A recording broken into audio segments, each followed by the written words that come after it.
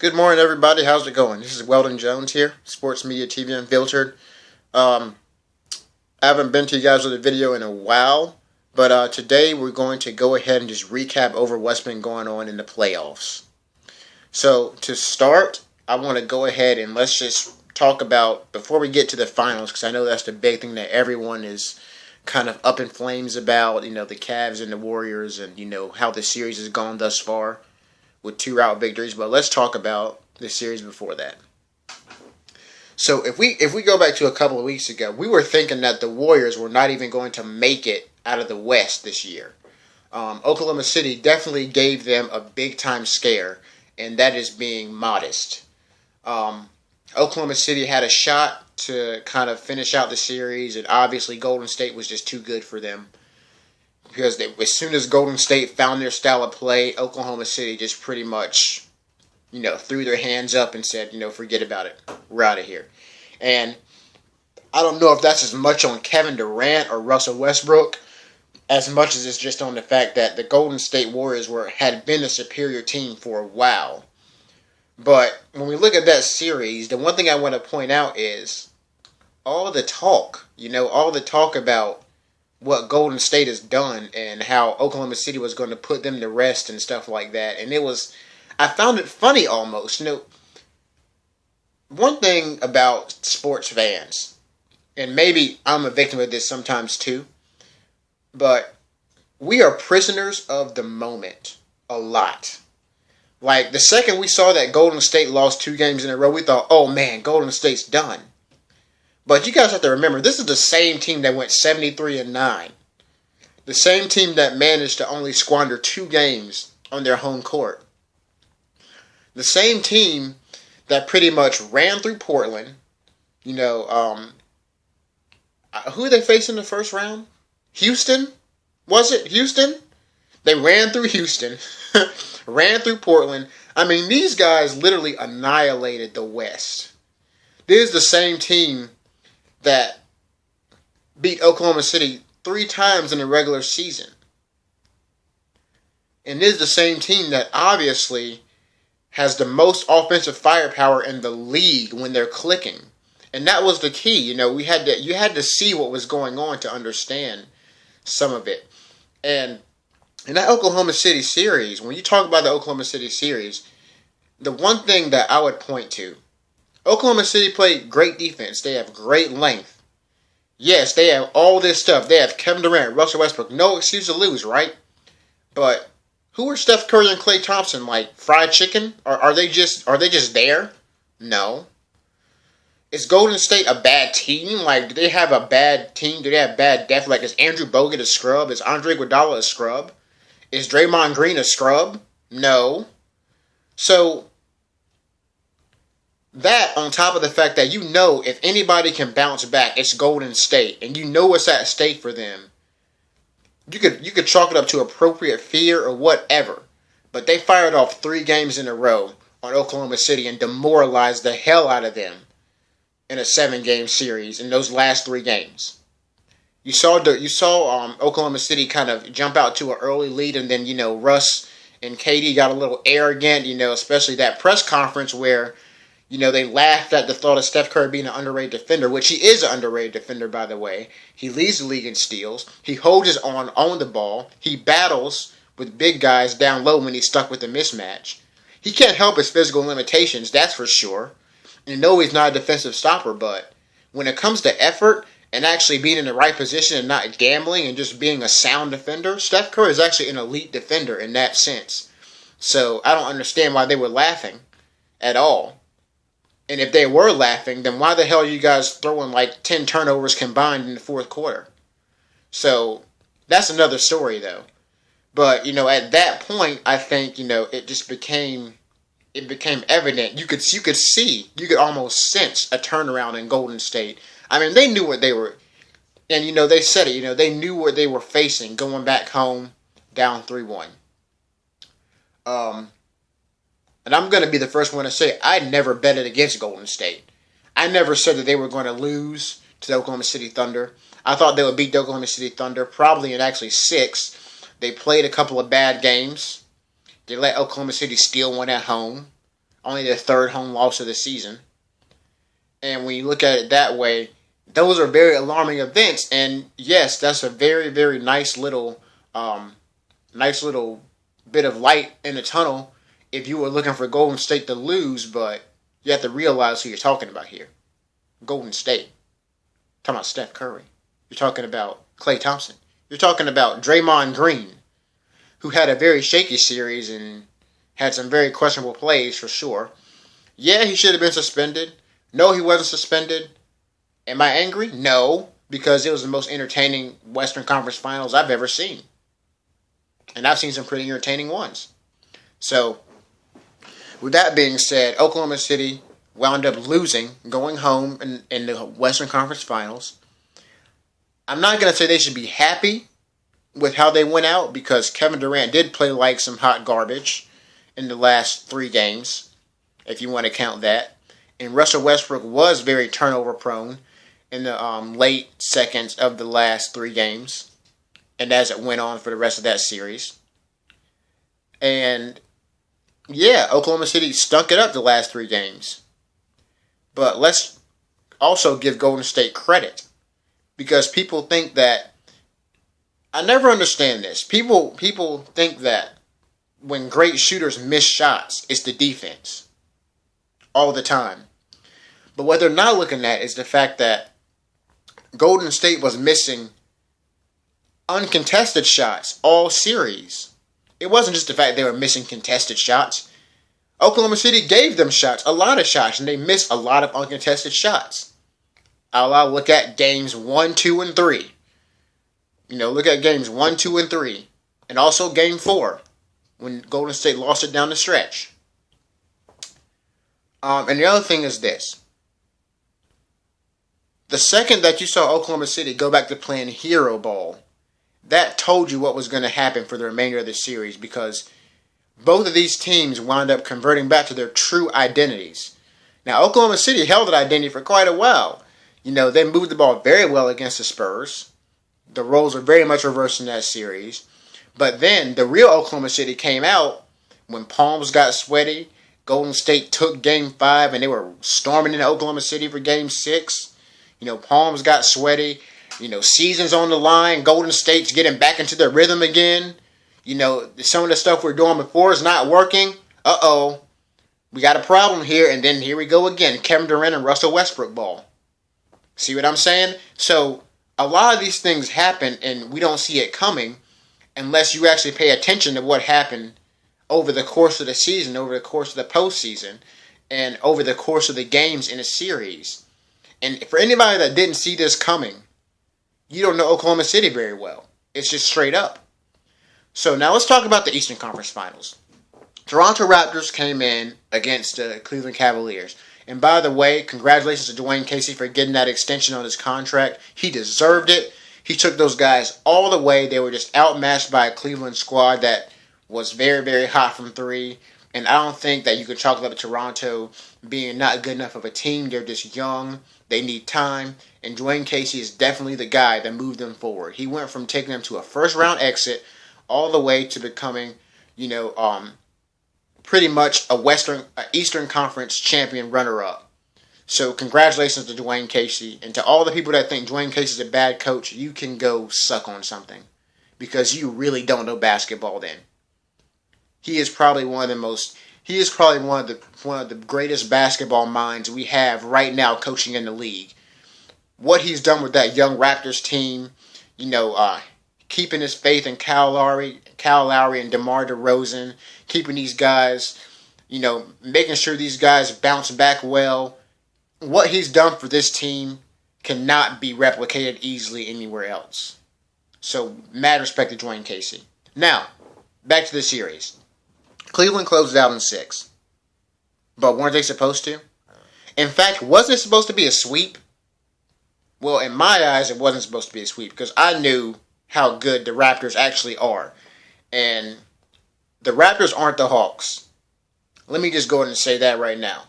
So, for the Raptors to get 2 games on the Cleveland Cavaliers, that's expected. It's warranted. Especially 2 games at home, it's warranted. Yes, because they protect Jurassic Park very well. and they play good basketball. They just don't play it consistently.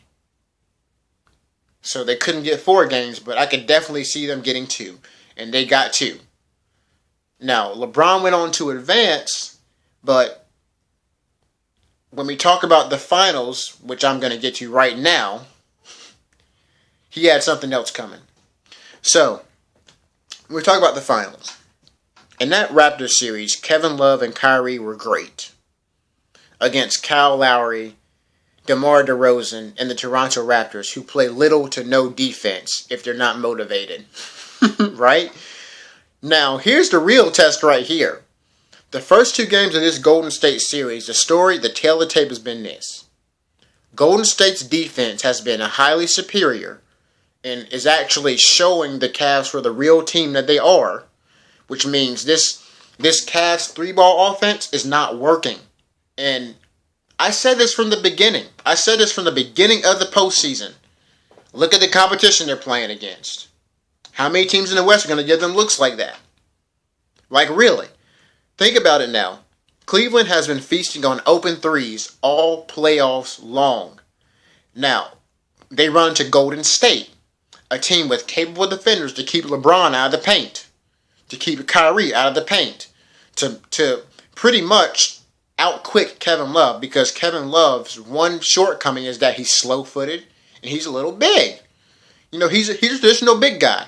He doesn't have the height of a traditional big man, but he has some weight on him, and he's kind of slow-footed. He's crafty, he has nice touch, he has a good 3-point stroke, he can put on the floor a little bit if someone's slower than him. But now, Kevin Love is staring down Draymond Green. Now what? See what I'm saying? It becomes a problem. Now he's going to have to work a little harder. Kyrie Irving, he's staring down the Golden State defense. Steph Curry can hold his own a little bit. He's not going to stop Kyrie by himself, definitely. But Steph Curry is a good enough help defender and a smart enough defender not to gamble on Kyrie's moves and not to give him anything easy. Right? So, for Kyrie, you know, he's trying to go at Steph and he's trying to go at Klay, and it's not working. Because they're not, well, Steph's not an elite defender, but he's above average, okay? He's above average. It's just that his offense is so damn good that his defense looks bad. So, you know, whatever about that. But, you know, Cleveland has the real test now. They're at full strength. They got the finals matchup that they wanted, the finals matchup of their dreams. Last year, they felt robbed. No Kevin Love, no Kyrie Irving. Having to rely on J.R. Smith, who pretty much was not there, had an APB out for him. Having to rely on Matthew Dellavedova. Having to rely on, who is that guy? Tristan Thompson to be in the paint and hold the Warriors down. Having to rely on Timothy Mozgov. And LeBron having to score 35 and 13 over the course of the series to keep them in it. And they did it for a little bit when Golden State was trying to having shooting problems. But this year, they're not so fortunate.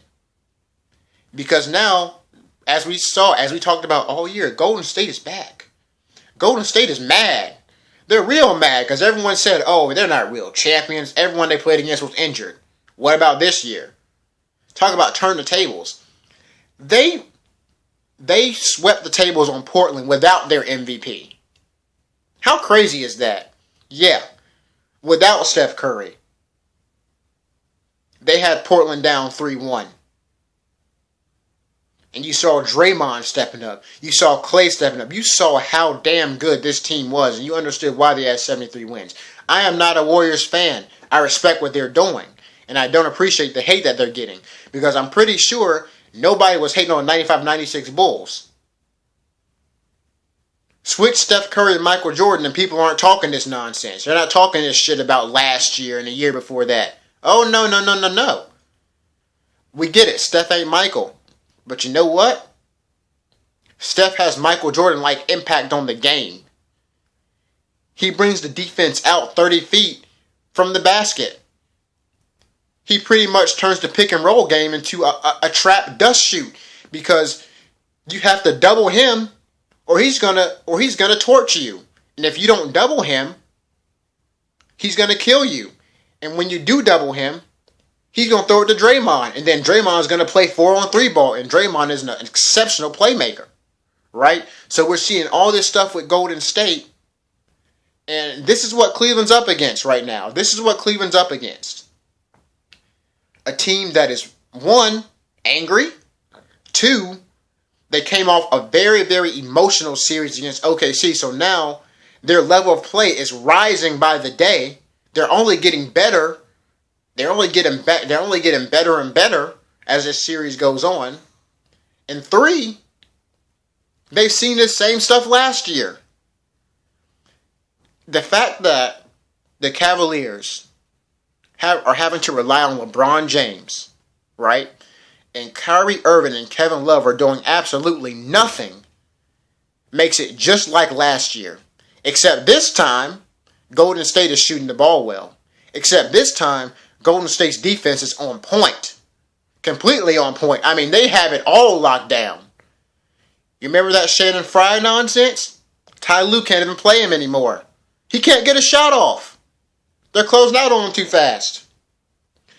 So, if you're Cleveland, this is where you're going to have to do something different.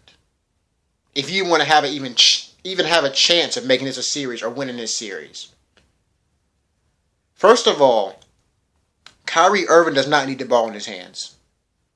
In fact, you could play Dellavedova and do a better job right now. Because Kyrie plays no defense, first of all. Kyrie plays no defense, and he's not shooting well right now. At least Dellavedova will give you defense. At least Dellavedova is going to chase Steph and Klay around and play some damn defense and not be out of position. You can count on that. You got Kevin Love, who can't do anything. Bless his heart, he has a concussion. By the way, it's a day-to-day injury, but bless his heart, he got hit, and his teammates didn't even care to see if he was okay. Like, everything Cleveland's doing here is giving us a disappointing finals.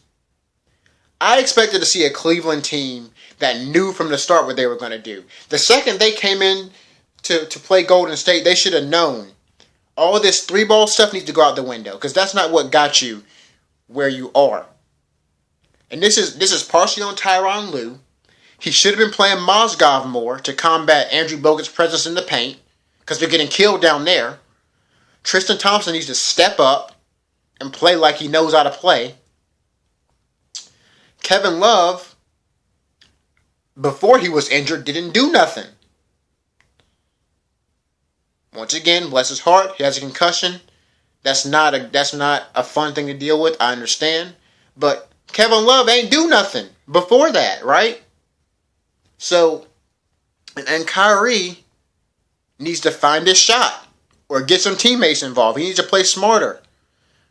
No more coming down the court, pounding the ball for 9-10 seconds, and then dishing it off to LeBron or calling a pick and roll and taking a stupid shot. Run some sets. Move the ball. If you haven't figured it out yet, Golden State has, I could count Iguodala, Barnes, Thompson, Draymond Green, at least 4 or 5 elite defenders that you're not going to be able to take one-on-one all the time. Golden State mans up. And when LeBron comes to that paint, they're ready for him, man. They're ready for him, I'm telling you. So LeBron can't sit there and stall with the ball anymore. This is not 2007. No. This is a different beast. And he knows that. He's been saying it in the press for the longest. And no one on Cleveland is even trying to make an adjustment. They're not trying to fight. They're not even trying. Forget Golden State at this point. All right? We know what they're going to do. We know they're only going to get better, right? If I'm Cleveland, why am I not trying to, start inside out?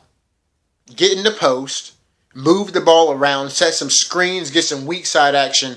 Make Golden State work for this. Make them play defense. Make them actually play defense. Because one-on-one, you're not going to beat Golden State. No one is going to beat Golden State playing one-on-one basketball. It is impossible. Impossible. It's not going to happen. Just throw it out the window. It's not going to happen. So, if I'm Cleveland, why am I doing these things? This is not the East anymore. This is not Toronto. Your star power is not enough. You have 3 All-Stars? They have 3 All-Stars. The tables are even here. This is an even matchup on paper. On paper. I didn't say anything about the players because Kyrie ain't no Steph Curry. J.R. Smith is not a Klay Thompson. And Tristan Thompson and Kevin Love damn sure ain't no Draymond Green. By the way, Draymond had a hell of a game the other night. 28-7. They need to stop leaving him open. That would help. If y'all gonna play, play. You know, I'm like every other basketball fan, man. I want to see a series. That's all. I want to see an NBA Finals series worth watching. If I wanted to see Golden State sweep somebody, I would have said, hell, let Toronto make it to the finals. But to see LeBron James get annihilated like this, and yes, I say LeBron James and LeBron James only because I can't even count on my finger any Cavaliers that are contributing outside of an old, out of his prime Richard Jefferson. Really? You're going to beat the Golden State Warriors with Richard Jefferson, your second leading scorer? I want to see that. I want to see that. And if you can pull that off, you got my respect. You got it. I mean, you got it. If you get a game playing like that, you got it, man. Good series. So, what we want to see is a Cleveland team that actually gives a care. And it may be some internal things. It might be an experience thing. This is really Kyrie's first time being healthy in the finals. This is Kevin Love's first time actually playing in the NBA Finals because he was injured last year. He had to watch it the year before. So, maybe that's one thing, but on top of this, and I know people are going to hate me for this, but you got to point the finger. LeBron, where are you at? Because at the same exact time last year, you had this Golden State squad down 2-1. With no one but you, a Matthew Dellavedova, a J.R. Smith who wasn't hitting shots, so he was useless. And you didn't have a Channing Frye, who can't get a shot off for some reason. And you didn't have a Kevin Love. You had a Tristan Thompson who could do nothing but rebound, really. But, you know, he earned himself a $80 million contract that series, which I don't see being put to good use because he's doing a lot of nothing this series. And a Timothy Mozgov, who I believe should get off the bench and should be able to play. Because at this point, if you're Tyronn Lue, what do you have to lose? It's not just about LeBron at this point. Think about Tyronn Lue. They fired David Blatt because LeBron don't like him, right? And they say, Tyronn Lue is the coach of our future. They had him a 3-year contract. 3 years! Right? And you run through a weak Eastern Conference. Good job. You got a conference finals under your belt, Tyronn Lue. David Blatt got that far. Right? So now you face a real team in the Golden State Warriors. And what do? You let Steve Kerr outcoach the living shit out of you. Really, Tyronn Lue? Is that what it's going to be? Is that what it's going to be, Tyronn Lue? I mean, think about it. There's 2 people on the hot seat here. LeBron, because his legacy is at stake. If he loses to Stephen Curry twice, I don't want to hear nothing about LeBron being the king of anything. Alright? I don't want to hear nothing about it. Because it's one thing, I don't care if you lose 6 straight finals and it's a different opponent every time. But you've seen this man before. You've seen Steph Curry before. You've seen Steph Curry. You've seen him. You know what he does. Yes, he's gotten better, but haven't you gotten better? Hasn't your team gotten better? Don't you have Kyrie Irving and Kevin Love? Aren't you healthy this year? There's no excuse. You got the coach you wanted. You got the players you wanted. You got your supporting cast. What do you want? What more do you need, LeBron? What more do you need? So at this point, that's what people are asking about LeBron James. Because right now, in this series, they're down 2-0. Not one game have they gotten even close to winning. Not one. And LeBron hasn't really played stellar either. In my opinion, he's passing the ball too much. And greatness is required. It's required. We know you're great, LeBron. Are you the best player on the planet? I don't know. Show us. Just show us you're the best player on the planet. And that means realizing when your teammates aren't doing it, you need to do it. You need to do it. You need to take responsibility. You need to stop switching on defense preemptively and not wanting to man up. You need to stop, disappearing in the fourth quarter when your team needs you. You need to stop letting Golden State go on these runs and not stop the bleeding. I mean, this is all adding up. It's not looking good for LeBron. And I will say this. For Cleveland to have a shot, we're going to need a different LeBron James. A different LeBron James. It's what it comes down to. For Cleveland to even have it, for Cleveland to even make this a series, you're going to need a different LeBron James. Can we agree on that? Because right now, we don't really see it. We see a LeBron James that's second guessing himself, shaken up. And I'm going to play the devil's advocate here. Look who's guarding you. Andre Iguodala. Andre Iguodala. Now, I understand Andre Iguodala is a great defender. But what if for once, instead of being all cute with the ball, you actually just try to just go at him? Go at him. Just go to the rack. Just go. I'm not saying you're going to win this series because one man cannot beat an entire team that's clicking on all cylinders. But you can damn sure make it a good series. You did it last year with nothing. Now you got something and you ain't doing it. So, with Cleveland, it comes down to a number of things. Coaching, strategy, lineups. You got to figure it out, man. This is the playoffs. This is what the playoffs is about. You got to figure it out. And on a side note, in what world does LeBron James need to be attempting any more than 4 threes a game? Please tell me that. He shot 30% from 3? He's shooting terrible from the 3 this postseason? Yeah, he shouldn't take in many threes. I don't think so. Not your game. Do what works for you.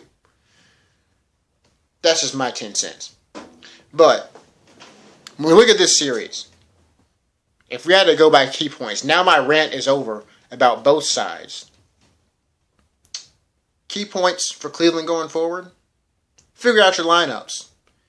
Second of all, man up. Man up and let the chips fall where they may. Everybody, get into your man and don't let him breathe. Play physical. Muck it up. Make it ugly. It's the finals. Do what you got to do. Right? Unless you just want to go home. So, and for Cleveland also, move the ball on offense. Get everybody touches. Get everybody involved. Make Golden State rotate. See, the thing with Golden State is this. They have an elite defense. No doubt. But if you as a team play smart and you play methodical over the course of 48 minutes, all of a sudden you have a better chance of winning because the pace slows down. You're not giving them turnovers to run out off of. You're getting good shots. You're finding mismatches, and then you're finding better shots from those mismatches. It's basketball, not street ball. This isn't and one. This isn't the one-on-one 5-on-5 challenge. Play like it. It's the NBA Finals. And LeBron, out of anybody, should know this because about 2 years ago, he got torched by a Spurs team that was playing what we call the beautiful game, right? The ball was moving so damn fast and rotating to so many different spots. The Miami Heat were running circles around themselves. They couldn't even fathom it. They lost by a record margin of 70-plus points over the entire playoff series in 5 games. He's seen it before. He knows what wins finals. So, Cleveland has a lot of work to do. Golden State, on the other hand, obviously, boy, have they come to prove a point. Have they come to prove a point? I mean, they have annihilated this Cleveland team. Pick them apart. They're getting anything they want. Anything they want. It's not even funny. I don't want to hear jack about Steph and Clay being shut down because they ain't being shut down. They're missing open shots. And you know what? Last game they combined for 35. The game before that they combined for 20. Let them combine for 70 and see what the score is going to be. Because I don't think it's going to be pretty. So, this finals has been very disappointing, to say the least. But we're going to cross our fingers and hope that Cleveland can get it together and give us give us, the fans, a true competition between two good teams, because Cleveland can play better than this. I don't like either one of the teams. I respect what LeBron has done. I respect what Steph Curry and the Warriors have continued to do all season, which is why I'm speaking in this manner, in this tone. Cleveland can play better than this. And as much as I don't like them, Cleveland can play way better than this. This is bottom line. So Cleveland needs to just play better, go back to the drawing board, and let the chips fall where they may. But heck, maybe we can look at a competitive series now. I want to see some overtime games. I want to see LeBron drop 40. I want to see Kyrie Irving drop 30. I want to see Kevin Love drop 20. How about that? Give us some of that. I want to see some Shannon Fry three-pointers. I want to see these two teams going at it. Like they're in a dogfight to the death. That's what I want to see in the NBA Finals. I don't want to see one team laying down on the ground and getting beat like a submissive dog. If I wanted to see that, I don't think I would ever cut on ABC to watch the finals. So, leave your opinions down in the comments section. Thanks for watching, everybody. And everyone have a great day, man.